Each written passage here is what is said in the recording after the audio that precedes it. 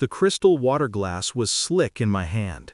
I watched the condensation run down the side, measuring the time until the inevitable jab. Family brunch. The setting of their predictable cruelty. "Look, James," Richard, my wife's father, bellowed, his voice thick with inherited privilege. He didn't speak, he pronounced judgment.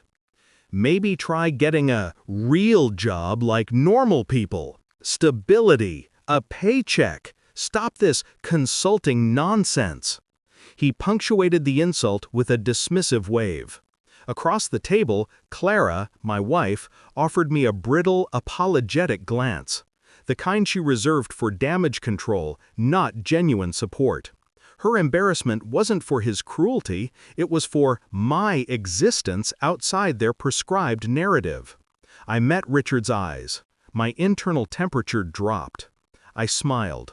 Polite, perfect, a mask of impenetrable calm. "I appreciate the advice, Richard." I stood up and left without another word. The insult was the final validation I needed. He viewed my life's work as a childish pretense. Clara saw my success as a threat to her social hierarchy. This wasn't about a job, it was about control and contempt. They had spent years diminishing my value. They never saw the strategic mind beneath the quiet demeanor. They never saw the years of forensic accounting I did for tech infrastructure funds. They just saw the man who didn't brag. The final phase began in the car. I didn't call my wife. I called my M&A team.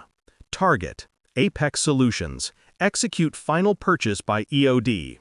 Apex Solutions, Richard's company. He was a high-level VP there, convinced of his vital role. I'd been watching Apex for months, not as a potential acquisition, but as a strategic vulnerability. Richard's arrogance had led him to push through a catastrophic debt structure for a failing project.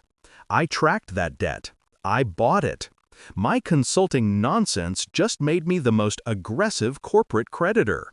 I spent Sunday night reviewing the handover documents. Clean, legal, ruthless. The one thing Richard valued, his unassailable corporate status, was about to be evaporated by the one person he deemed irrelevant.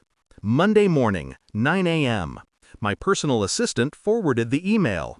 "Richard Caldwell, emergency meeting at 10 a.m. Corporate is restructuring. You'll meet the new owner today." I dressed with surgical precision. Tailored suit, ice gray tie. I arrived at Apex at 9:58 a.m.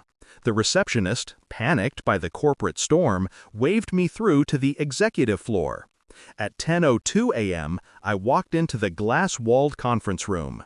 The air was thick with panic. Richard stood at the head of the table, his face pasty mid-sentence. He saw me. The blood drained from his face entirely. The stunned silence was the purest sound I had ever heard. He managed a ragged, disbelieving whisper. "James?" I didn't answer. I didn't break stride. I walked to the chair at the head of the table, placing my briefcase down. "The purpose of this meeting," I announced, my voice quiet but cutting through the silence, "is to announce that I have acquired a controlling interest in this company. My company is restructuring yours." I looked at the terror in Richard's eyes. It was not anger he saw, but absolute detachment. I gave him the final, psychological blow.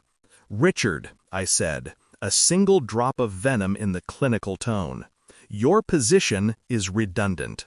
Your contract is terminated. Security will escort you out." He tried to speak, a protest, a plea. Nothing came out but choked air. His life, his status, his entire platform for self-worth shattered by the man he ridiculed.